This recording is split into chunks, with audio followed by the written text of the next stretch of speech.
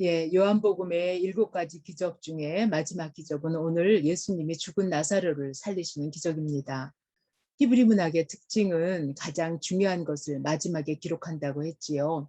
나사로를 살리시는 이 기적은 우리들의 가장 중요하고 본질적인 죽음의 문제를 극복하게 하는 기적입니다.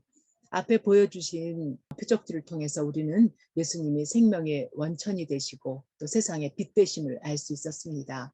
물이 포도주 되는 기적을 통해서 우리는 본질이 변화되고 또 오병이어의 기적을 통해서 양의 변화를 보았습니다. 질량불변의 법칙이 지배하는 이 세상에서 주님이 역사하시면 그것을 초월하는 기적이 일어났었습니다. 끝으로 죽은 나사로를 살리시는 오늘 이 표적은 예수님이 죽음을 이기시고 부활과 생명 되심을 우리가 알 수 있습니다. 오늘 이 죽은 나사로를 살리는 표적은 요한복음에만 기록되어 있지요. 그 이유를 정확하게 알 수는 없지만 많은 학자들은 공관복음이 기록될 때는 나사로가 살아있어서 유대인들에게 핍박을 받을까 해서 기록하지 않았을 것으로 추측합니다. 그래서 나사로가 죽은 후에 요한복음에만 기록되었을 것으로 생각합니다. 나사로가 살아난 사건은 베다니에서 일어났습니다. 베다니는 가난한 자의 집이라는 의미를 갖고 있습니다. 예루살렘 남쪽으로 3km 정도 떨어져 있는데요. 예루살렘 성에서 살지 못하는 사람들이 모여 사는 곳입니다. 그곳에 특별히 예수님이 사랑하시는 삼남매가 살고 있었습니다. 이 집은 예루살렘 가까이에 있어서 평소에 예수님이 안식처로 쉬기도 하셨고 또 십자가에 죽으시기 전에도 이 집에서 쉬시면서 예루살렘 성전에 올라가시곤 했습니다. 머리 둘 곳이 없다고 하신 예수님께서 나사로의 집이 마음의 안식처가 되었을 것으로 생각됩니다. 우리 2절 본문을 보면요. 이 마리아는 향유를 주께 붓고 머리털로 주의 발을 닦던 자요. 병든 나사로는 그의 오라비다라고 했습니다. 여기에서 보면 나사로의 가정은 예수님이 특별히 사랑하시는 가정이었던 것으로 보입니다. 마리아는 향유를 주께 붓고 머리털로 주의 발을 씻기던 자라고 소개하고 있습니다. 그리고 또 5절에 보면은 예수님께서 본래 마르다와 그 동생과 나사로를 사랑하셨다고 했습니다. 또 11절에 보면은 친구 나사로라고 부르고 계십니다. 그런데 예수님은 사랑하는 나사로가 병들었다는 소식을 들으시고도 당장 달려가지 않으시고 의도적으로 이틀을 더 유하시고 가셨습니다. 예수님이 계신 곳에서 베다니까지는 하루길의 거리인데요. 예수님은 죽은 지 나흘 만에 찾아가십니다. 왜 주님이 즉시 나사로를 찾아가셔서 기도해 주시지 않았을까요? 당시에 사람들은 사람이 죽으면 사흘 동안 그 영이 다시 돌아오기 위해서 가까이 있다고 생각했지요. 그래서 예수님은 그 사람들의 생각의 가능성이 다 사라질 때까지 기다리신 것입니다. 하나님은 아브라함에게 아들을 주시겠다고 약속하셨습니다. 그 약속을 받은 아브라함은 40년 뒤에나 이삭을 얻었지요.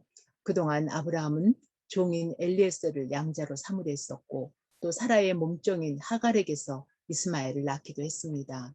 그 이스마엘의 후손은 지금도 이스라엘 백성의 올무가 되어 있지요. 만약 하나님께서 일찍 응답해 주셨다면 그런 일은 없었을 건데요. 그러나 그 40년은 아브라함을 반석 같은 믿음으로 또 믿음의 조상의 자리에까지 가게 하기 위해서 꼭 필요했던 시간들입니다. 사라의 폐경기가 지나서 하나님은 아들을 주셨지요. 인간적인 가능성이 완전히 사라질 때까지 하나님이 하셨다는 것을 증거하기 위해서 하나님은 그 시간을 기다리게 하셨습니다. 그 기다리는 시간이 우리에게는 참 고통의 시간이지요. 하나님의 약속이 의심스러워지기도 하고 또 하나님의 뜻이 깨달아지지 않아서 답답함으로 몸부림치게 됩니다. 그러나 그 시간들은 분명 하나님이 계획하시고 다스리시는 하나님의 주권하에 있는 시간들이지요. 하나님의 시간과 우리들의 시간은 정말로 다릅니다. 하나님은 제 삶에도 그렇게 역사하셨습니다. 그 고난의 시간들을 통해서 하나님은 제 믿음을 키우셨고 또 모든 것을 주관하시는 하나님의 주권을 가르치셨습니다. 내 생각으로는 깨달아지지 않아도 천지만물을 창조하시고 다스리시는 하나님의 주권 앞에 순종하는 것을 가르치십니다. 저는요, 아직도 30년을 넘게 기도하는 제목이 있습니다. 그러나 하나님의 때에 하나님의 영광을 나타내실 것을 믿고 오늘도 기도합니다. 지금 이런 힘든 시간을 지나고 계시는 분이 계시다면 함께 기도하기 원합니다. 오늘 본문에서 예수님이 나사로가 죽은 지 나흘이 돼서야 찾아갔을 때 마르다의 모습을 한번 우리가 살펴봅니다. 마르다와 예수님의 대화를 보면 마르다는 전혀 신앙의 모습이 아닌 것처럼 보입니다. 이것이 바로 우리의 모습이기도 하지요. 주께서 여기 계셨더라면 내 오라버니가 죽지 아니하였겠나이다. 그러나 나는 이제라도 주께서 무엇이든 하나님께 구하는 것을 하나님이 주실 줄을 아나이다. 내 오라비가 다시 살리라. 마지막 날 부활 때는 다시 살아날 줄을 내가 아나이다. 나는 부활이요 생명이니 나를 믿는 자는 죽어도 살겠고 무릇 살아서 나를 믿는 자는 영원히 죽지 아니하리니 이것을 내가 믿느냐. 주여 그러하이다. 주는 그리스도시요 세상에 오시는 하나님의 아들이신 줄을 내가 믿나이다. 주여 죽은 자가 나흘이 되었음에 벌써 냄새가 나나이다. 예수님은 마르다에게 내 오라비가 다시 살리라고 말씀하시고 마르다는 안다고 대답합니다.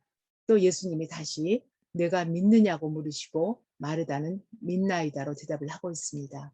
그러나 예수님이 막상 돌을 치우라고 하자 마르다는 나흘이 지나 냄새가 난다고 하나님의 앞을 막습니다. 그때 예수님은 내 말을 내가 믿으면 하나님의 영광을 보리라고 말씀하십니다. 여기에서 하나님의 영광을 볼 수 있는 것은 죽은 지 나흘이 되어도 나사로가 살아날 것이라고 믿는 믿음입니다. 그리고 돌을 치우라는 예수님의 명령에 순종으로 행하는 믿음입니다.